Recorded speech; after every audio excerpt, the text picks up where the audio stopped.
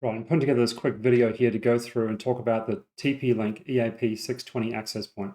I've got a bunch of missed access points running in my house, and missed access points, if you've never used one before, are awesome.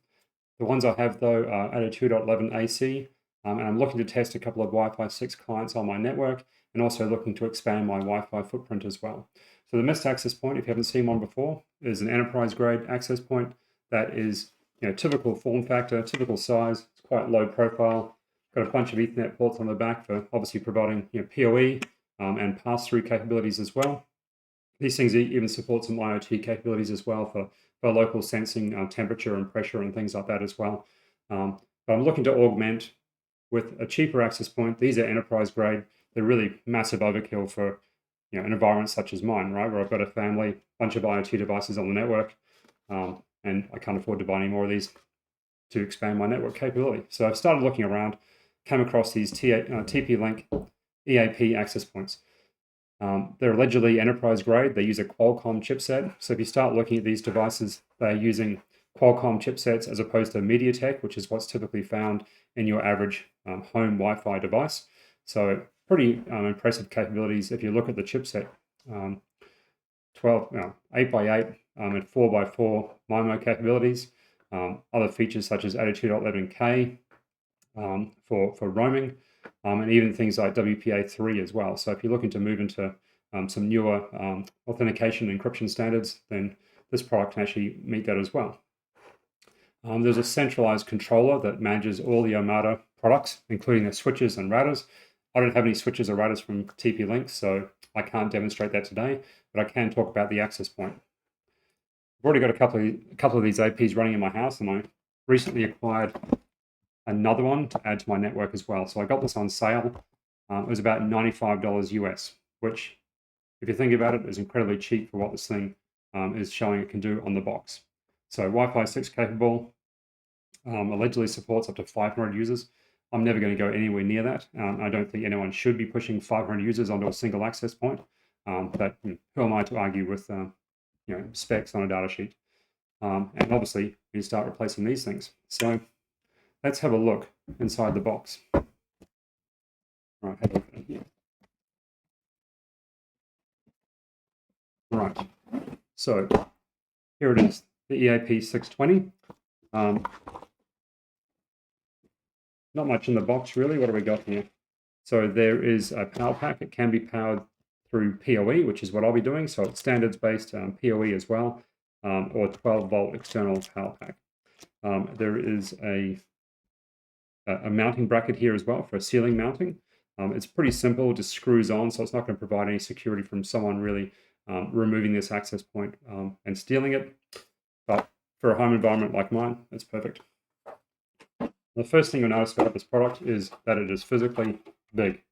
If I compare this to my missed access point, which is pretty much a standard size access point as far as enterprise APs go, they're also quite, the form factor is quite shallow, and they're quite compact.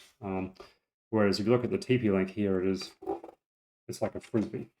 It's very light. There was nothing in here. So instead of going for a complicated arrangement to provide cooling, like they have on this access point, they simply provided more space for ventilation, and a lot of empty space in there to provide room for air to move around and cooling. On the back of this product, you've got a single Gigabit Ethernet port. So it's not 2.5 gig, it's 1 Gigabit Ethernet, which can be powered through PoE. So there's no pass-through either as well, so you can't connect to any other local devices. And there's a reset switch as well as the 12-volt DC input as well. And space for the mounting bracket as well.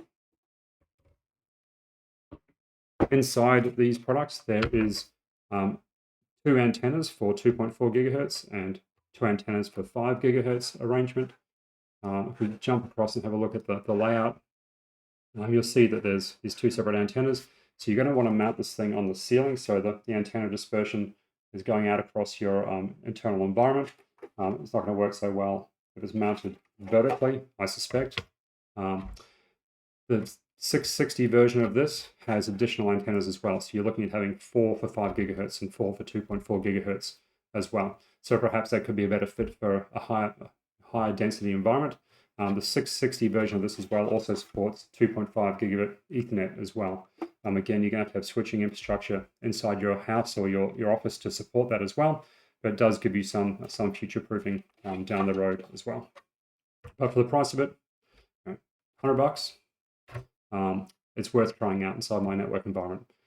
So far, I've been really impressed with these things. The only thing that really shook me was just physically how large these things are.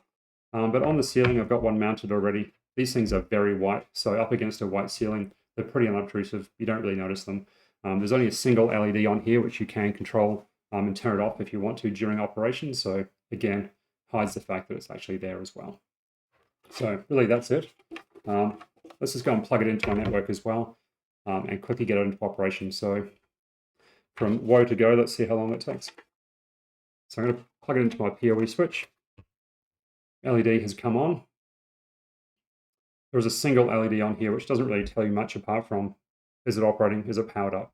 It would be nice if it actually provided some feedback and some diagnostic capabilities as well, like is it actually connected to the internet? But in my case, I'm going to manage this through a centralized controller. So the Armada controller I have running as a Docker container. It can also be deployed as a physical appliance that TP-Link sell as well, so their own controller, which again can manage switches and their routers as well as access points. I've only got access points. Let's jump onto the controller and have a look.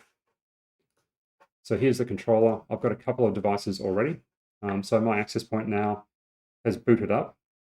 Be requesting an IP address through DHCP, and it will be discovered by the controller. And then I can adopt the access point.